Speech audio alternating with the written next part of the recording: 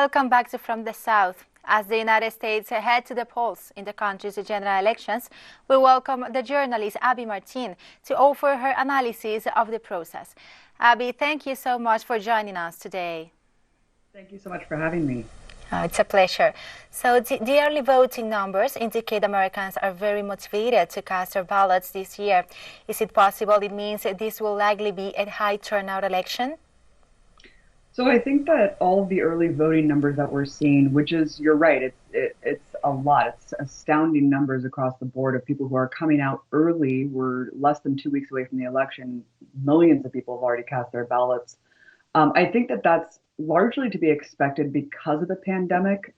And I think the fears of the doubt that Trump has cast on the early and mail voting system. We know all of the measures that he's taken to make this really, really difficult for people to do. We know that the GOP has been maneuvering to actually, sabotage mail-in ballots to a large extent. We know a lot of voter suppression methods that go along with this. So I think that people are scared, rightly so, and they want to come out early. They want to come out strong and cast their ballots in the tens of millions. And that's exactly what we're seeing. But I do think that it's going to be hard to know what this signifies until election day because of the pandemic. People don't want to show up and vote in person. Also, Trump is egging on these militias to go basically patrol polling places on election day. So people probably are scared with that, coupled with the fact that they don't want to catch this deadly virus. And I think that's why we're seeing numbers to the extent that we are. But it's also really important to know that historically in the United States, voter turnout is extremely low. Compared to other countries in general. We see large voter populations that do not actually vote at all.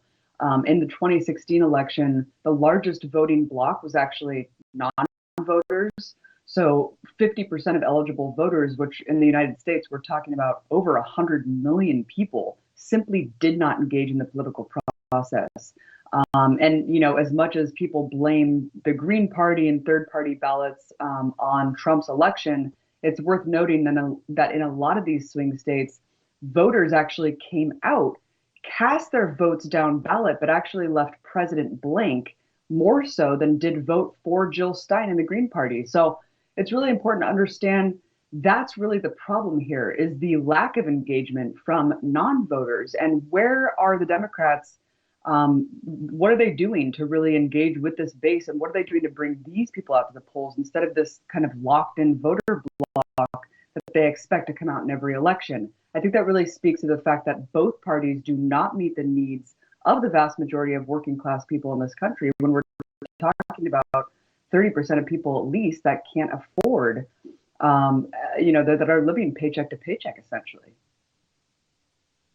We have seen that Donald Trump campaigned in New Hampshire on Sunday, but the New Hampshire Union Leader, a conservative newspaper in a state with a proud conservative tradition, backed Joe Biden for president. Which could be the impacts of this decision in the voters and your consideration?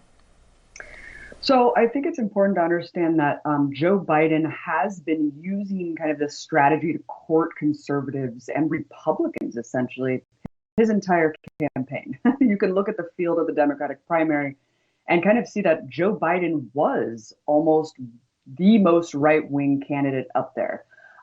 He kind of pioneered that rightward shift in the Democratic Party during the Clinton administration.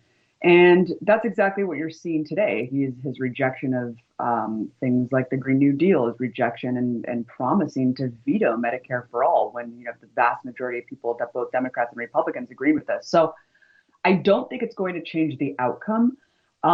If you see what happened in 2016, this is kind of the same playbook that Democrats took on with the Clinton campaign. You saw people like Colin Powell, these Bush administration officials coming out and actually endorsing Hillary Clinton, just like you saw at the DNC, people like John Kasich coming out and endorsing Joe Biden, just like they endorsed Hillary Clinton. You actually had a strategist working for the Democratic Party saying, for every progressive that we might lose, we're going to pick up a Republican or a moderate along the way. And we saw that strategy did not work. Republicans pretty staunchly support Donald Trump. They know that hitching their wagon to him will push forward their radical agenda that we've seen. Look, he's already appointed 3 Supreme Court justices. They understand that Donald Trump is a vehicle for their agenda, and they're not going to go and attach themselves to Joe Biden. So even though we see kind of grifters from the Bush administration like the Lincoln Project and dozens of these national security officials egging on people to vote for Joe Biden, I don't think it's going to work. And I think that unfortunately, it kind of just reveals what Joe Biden's governing strategy is going to be. I don't think that he's just courting Republicans for the sake of getting Republican votes. I think that he's courting Republicans to promise them, hey, I'm going to govern the way that you want me to. We saw him promising that he will stack his administration with potentially Republican officials. We even saw him floating the idea of actually appointing a GOP official for his vice presidential nomination. I mean, you really can't make this stuff up. And I think that the sacrifice that he's making to alienate progressive voters is really not going to play into a good strategy. And, you know, as I said before, I mean, this pandemic is really the only thing that's saving him and putting him within striking distance of winning the election. I think without the deadly pandemic, Trump would have the election in the bag.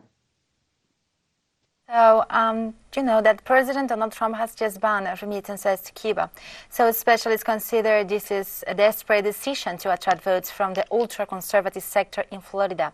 What do you think on this behalf? So I think, you know, I do think in part this is a last-ditch effort for Trump to secure that voting bloc in Cuba, this really rabid anti-communist base that we see the right wing comprise of there.